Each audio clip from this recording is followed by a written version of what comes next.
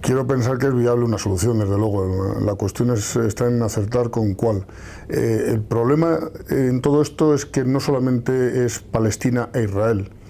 Hay muchos otros intereses, tanto en el exterior de Palestina como en los grupos terroristas. Hamás es un grupo terrorista que se opuso a los acuerdos de Oslo y que en un momento dado conquistó Gaza y es quien gobierna presuntamente en Gaza, ¿no?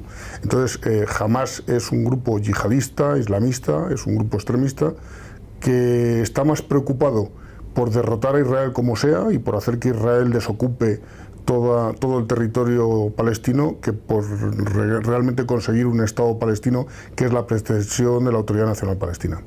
Pues en principio tener una voluntad de acuerdo y tener la voluntad de cumplir los acuerdos a los que se llegue por cualquier medio. El conflicto de Israel y Palestina se centra en que es un conflicto étnico y de razas y de religiones, y que se originó pues cuando los sionistas en el siglo XIX, finales del siglo XIX, quisieron crear su Estado en esa zona, que por cierto era donde vivían desde tiempos de Abraham, ¿no?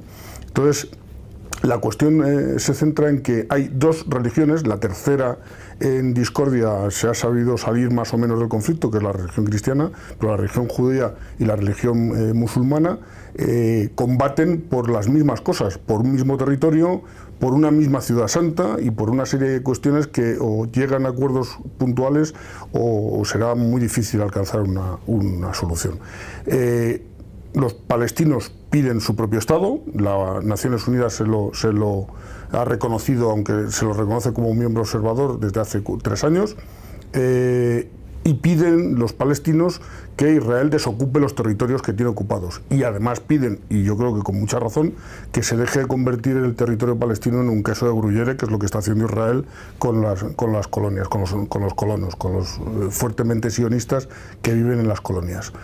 Mientras Palestina siga siendo un queso de gruyere, mientras Palestina utilice el ojo por ojo como la ley del talión, como ley preponderante para combatir el terrorismo del otro lado, el conflicto tiene muy difícil solución. En este punto estamos bloqueados. Desde el año 2010 aproximadamente no ha habido ninguna otra conversación.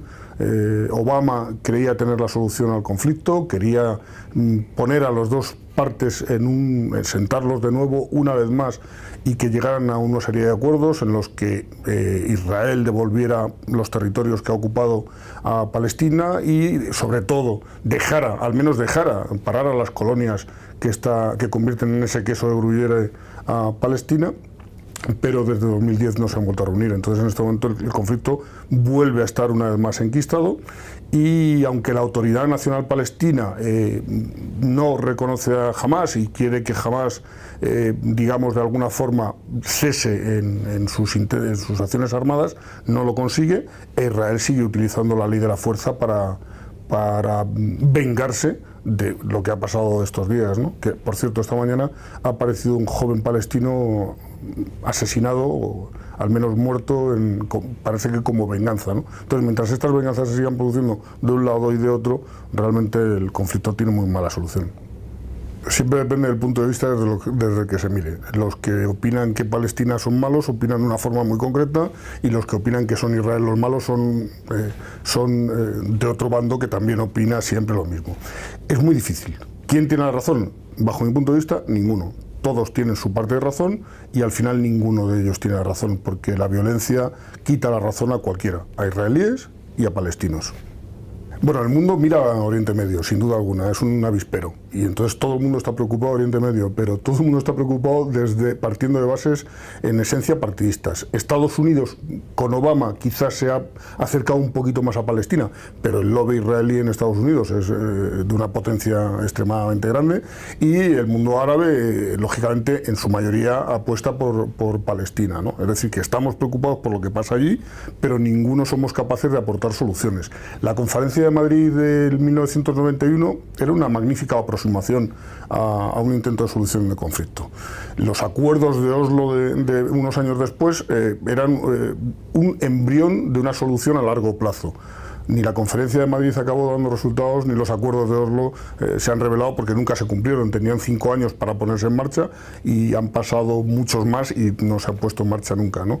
Entonces, yo creo que el mundo debería mirar a Israel y Palestina desde un punto de vista, desde arriba, sin dar la razón a ninguno sea a otro, sin tomar posiciones y viendo cómo solucionar. Y bajo mi punto de vista, una de las soluciones es que jamás deje de gobernar la Franja de Gaza, que la Autoridad Nacional Palestina sepa conducir el conflicto de Gaza de alguna forma coherente con las necesidades de Palestina, que Israel devuelva todos o la mayor parte de los territorios ocupados, al menos la mayor parte, y que las colonias y los asentamientos que está insertando de forma muy estratégica en territorio palestino se descolonicen por completo y se devuelva a Palestina a los palestinos, y queda un conflicto que a mi juicio es muy complicado: Jerusalén, la ciudad santa, de unos y de otros, y de la religión cristiana. Lo que pasa es que, insisto, la religión cristiana ha sabido salirse un poco del conflicto y, bueno, mientras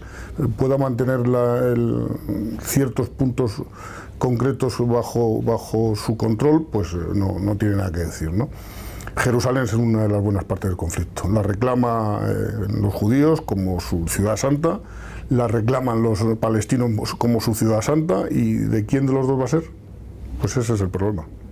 El odio genera odio, y genera un odio que se va comiendo a sí mismo. En Gaza viven 2 millones de palestinos, en un territorio de 365 kilómetros cuadrados, que está cerrado por completo, es hermético. Lo que ocurre en Gaza está totalmente controlado salvo las acciones terroristas, absolutamente controlado por los judíos, por Israel. Y allí no entran alimentos, no entra nada que no sea con el permiso de Israel.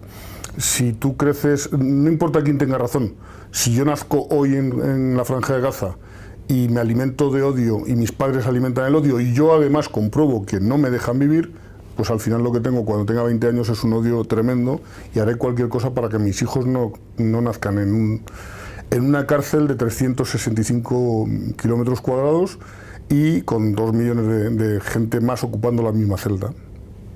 Bueno, en la Franja de Gaza no hay seguridad, no existe, ¿no? Hay territorios, hay colonias israelíes, y hay ciudadanos de ese Estado observador de Naciones Unidas, que es el Estado palestino, gobernados por un grupo terrorista. Y como decía antes, Hamás tiene dos vertientes en Gaza. Una es dar educación, dar formación y atender a las necesidades sociales de sus 2 millones de habitantes, y la otra, y en esencia, es combatir con todos los medios al Estado de Israel. En ese ambiente no puede haber seguridad. Gaza ataca con cohetes las zonas limítrofes de su territorio, de territorio israelí. Todo lo que limita con Gaza, pues de vez en cuando se despierta con cohetes por parte de Hamás, y a cambio los israelíes bombardean de vez en cuando Gaza, y es como una especie de juego de a ver quién tiene más fuerza, ¿no? Es un juego de odio, y es muy complicado dar seguridad cuando, si los aviones israelíes atacan Gaza, ¿dónde te metes, no? En refugios, pero al final te llegan las bombas. Hamás dice concretamente: nosotros no somos una gran potencia, nosotros no podemos hacer frente al ejército israelí, eso sí, le vamos a fastidiar todo lo que podamos. Lo dicen, eso son declaraciones de los líderes de Hamás. Efectivamente, no tienen una gran potencia, podían tener dinero, pueden, de hecho están subvencionados por países islamistas, ¿no? Pero es muy difícil hacerles llegar allí absolutamente nada. No son una gran potencia, pero pueden molestar muchísimo a los territorios de al lado y al ejército israelí, desde luego. Complicado, ¿no? Tienen que perder todos. En las guerras no las gana nadie, en las guerras las pierden los habitantes, los ciudadanos. Entonces, en ese sentido, hombre, la cuerda siempre se rompe por la parte más débil, y la parte más débil son los ciudadanos que viven en la Franja de Gaza. Es un territorio maltratado por todos, tiene cerradas. Había un pequeño viso de que Egipto abriera sus fronteras por el sur hacia Egipto, precisamente cuando los hermanos musulmanes conquistaron el poder tras las elecciones en Egipto, pero puesto que la cuestión se ha revertido otra vez en Egipto, se ha vuelto a cerrar la frontera y no hay salida, están absolutamente cercados. Alguien que está cercado tiene todas las de perder, a no ser que tenga mucha capacidad de resistencia. los palestinos, el mundo árabe en general, siempre dice lo mismo: no tenemos prisa. Vosotros tenéis todo, nosotros tenemos la paciencia, ¿no? En ese equilibrio de paciencia y fuerza, ¿quién ganará? Ninguno. Todos perderemos, seguro.